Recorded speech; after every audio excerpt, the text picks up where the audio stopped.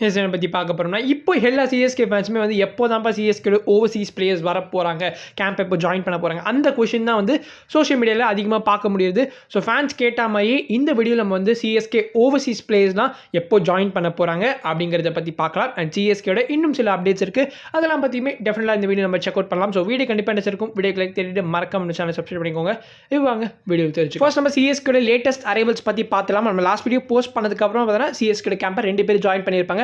நம்ம last video சொல்லியிருப்போம் ஜட்டு வந்து எனி டைம் எக்ஸ்பெக்ட் பண்ணலாம், பட் ஏதாவது செலிப்ரேஷன் வந்து இந்தியன் டீம் பிளான் பண்ணாங்கன்னா கொஞ்சம் டிலே ஆகும் அப்படின்னு நம்ம சொல்லியிருப்போம். செலிப்ரேஷன்லாம் அப்புறம் பண்ணிக்கிறப்ப ஃபர்ஸ்ட் நான் சிஎஸ்கே கேம்பை ஜாயின் பண்ணுறேன் அப்படிங்கிற ஒரு மோட்டிவ்ல வந்து நம்மளோட ஜட்டு வந்து March 11 ஏர்லி மார்னிங் 4 AM வந்து ஜாயின் பண்ணியிருப்பாரு. ஸோ சிடி ஃபைனல்ஸ் வந்து March 9 அன்னைக்கு நடந்திருக்கும். ஸோ லெஸ் தேன் 1.5 daysலேயே பார்த்தோம்னா நம்மளோட ஜட்டு வந்து கேம்பில் ஜாயின் பண்ணியிருப்பாரு. அண்ட் ஃபைனலி நம்மளோட கேஃபர் ஸ்டீஃபன் ஃபிளமிங் ஆல்சோ பார்த்தீங்கன்னா ஜாயின் பண்ணியிருப்பாரு சிஎஸ்கே கேம்பை. ஸோ அவர் வந்து டேரக்டாகவே அன்புடனுக்கு வண்டியை விட்டு ஒரு ப்ராக்டிஸ் செஷனும் பார்த்தீங்கன்னா இன்வால்வ் ஆகியிருப்பாரு. இந்தியன் பிளேயர்ஸ் வந்தாச்சு, சப்போர்ட் ஸ்டாஃப் வந்தாச்சு, இன்னும் வர வேண்டிய பிளேஸ் அஃப்கோர்ஸ் 7 ஓவர்சீஸ் பிளேயர்ஸ் இருக்காங்க இல்லையா, இவங்களாம் தான் இப்போதைக்கு வர வேண்டியது இருக்கு. ஸோ லேட்டஸ்ட்டாக பார்த்தீங்கன்னா பத்திரனாவோட மேனேஜர் வந்து சென்னைக்கு ரீச் ஆகியிருக்காரு போல. ஸோ அதை வச்சு பார்க்குறப்போ Pathirana any time we can expect. So first overseas பிளேயராக சிஎஸ்கேயோட கேம்ப் ஜாயின் பண்ண போகிறது பத்திரனாவாக இருக்கலாம். And of course over the weekend, அதாவது பார்த்தோன்னா March 16 பார்த்தோம்னா கண்டிப்பாக வந்து மற்ற ஓவர்சீஸ் பிளேயர்ஸுமே பார்த்தீங்கன்னா ஜாயின் பண்ணிடுவாங்க. ஸோ கண்டிப்பாக வந்து நம்மளோட England players Jamie Overton and Sam Curran 2 பேரும் ஒன்றா வரதுக்கு வாய்ப்புகள் இருக்குது. ஸோ நான் என்ன நினச்சேன்னா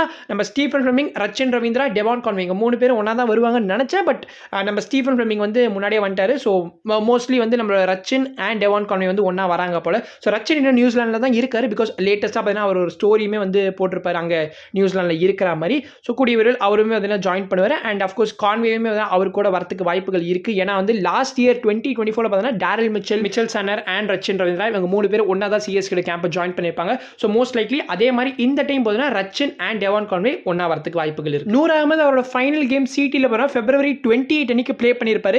இன்னைக்கு இப்போ நான் இந்த வீடியோ ரெக்கார்ட் பண்ணுறப்போ March 13 இன்னும் அவர் சிஎஸ்கே கேம்பை ஜாயின் பண்ணல. அண்ட் அவரை பற்றின அப்டேட்டுமே நம்ம கிளியராக தெரியல. பட் ஓவர் த வீக்கெண்ட், அதான் நான் சொன்ன மாதிரி March 16 அவருமே நம்ம கண்டிப்பாக எக்ஸ்பெக்ட் பண்ணலாம். அண்ட் அஃப்கோர்ஸ் நேத்து நெல்லிஸ் பாரு March 4 அன்னைக்கு செமிஃபைனல்ஸ் இந்தியாவுக்கு அகேன்ஸ்டாக ப்ளே பண்ணியிருப்பாரு. ஸோ ப்ராப்ளி அவர் ஃபேமிலியோட கொஞ்சம் டைம் ஸ்பெண்ட் பண்ணிட்டு கூடிய ஒரு சிஎஸ்கே கேம்பை ஜாயின் பண்ணுவார். அண்ட் இப்போதைய கிரிக்கெட்டர்ஸ் வந்து இந்த கண்டிஷன்ஸுக்கு அடாப்ட் ஆகிறது வந்து ரொம்ப டைம் எடுக்காது.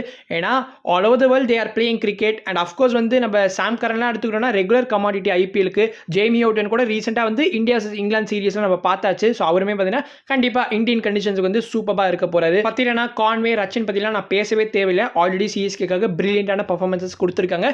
நூர் அகமது அண்ட் நம்மளோட Nathan Ellis are going to be vital players for CSK இந்த சீசனில்.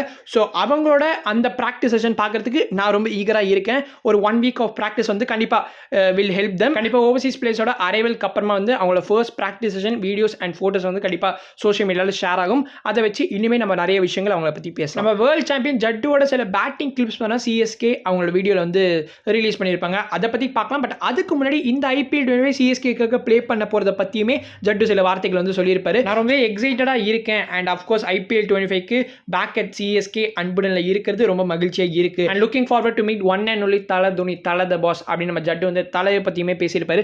முன்னாடி ட்விட்டர்லாம் அவங்க எல்லாருக்குமே தெரியும், 2012 அந்த டைம் பீரியட் நினைக்கிறேன். அப்போ வந்து தலை ட்விட்டரில் ரொம்ப ஆக்டிவாக இருப்பார். ஸோ நம்மளோட ஜட்டு பற்றி சில ட்வீட்ஸுமே வந்து தலை பப்ளிஷ் பண்ணியிருப்பாரு. இப்போ வரைக்குமே அந்த ட்வீட்ஸ்லாம் வந்து பார்க்குறப்போ வந்து நாஸ்டாலஜிக்காக இருக்கும். ஸோ நான் சிலதெல்லாம் வந்து அட்டாச் பண்ணுறேன், அதெல்லாம் அப்படியே பார்த்துக்கோங்க. இந்திரன் சந்திரனோட ரீயூனியனுக்கு நம்ம எவ்வளோ எக்ஸைட்டடாக இருக்குமோ அதே எக்ஸைட்மெண்ட் தான் ஜட்டுவோட வேர்ட்ஸ்லையுமே வந்து தெரியுது. ஸோ எஸ், நம்ம ஜட்டு வந்து ஆஷ் என்ன பற்றியுமே சில வார்த்தைகள் சொல்லியிருப்பாரு. ஆஷோட டைம் ஸ்பெண்ட் பண்ணது எனக்கு ரொம்ப பிடிக்கும்.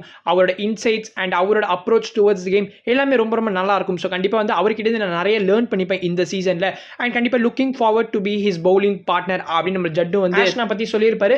அண்ட் ஜட்டுல எனக்கு தெரிஞ்சு கம்ப்ளீட் கிரிக்கெட்டருங்க. அவர் ஆல்ரெடி அச்சீவ் பண்ண வேண்டிய எல்லா விஷயங்களும் அச்சீவ் பண்ணிட்டார் கிரிக்கெட்டில். பட் இருந்தாலும் இனிமேல் நான் இம்ப்ரூவ் பண்ணிக்கணும், ஆஷனா கிட்டேருந்து நிறைய விஷயங்களை கற்றுக்கணும் இப்படின்னு அவர் சொல்கிற அந்த வார்த்தைகளே வந்து கேட்கறதுக்கு ரொம்ப நல்லா இருக்கு.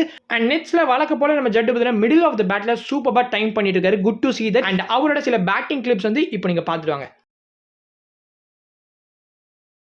அண்ட் நம்ம சிஎஸ்கே சோஷியல் மீடியாவில் ஒரு ரெக்கார்டுமே இப்போ கிரியேட் பண்ணியிருக்காங்க. 70 million followers on Instagram reach பண்ண ஃபர்ஸ்ட் ஐபிஎல் டீமாக சிஎஸ்கே மாறி இருக்காங்க. சோஷியல் மீடியாவே நாங்கள் தாண்டா, சோஷியல் மீடியாவே எங்கள் கையில் தாண்டா இருக்குது அப்படின்னு சொல்லிட்டு ஒரு டீமோட ஃபேன்ஸ் இருக்காங்க. அந்த டீமே பார்த்தீங்கன்னா 16.4 million ஃபாலோவர்ஸ் தான் இன்ஸ்டாகிராமில் வச்சிருக்காங்க.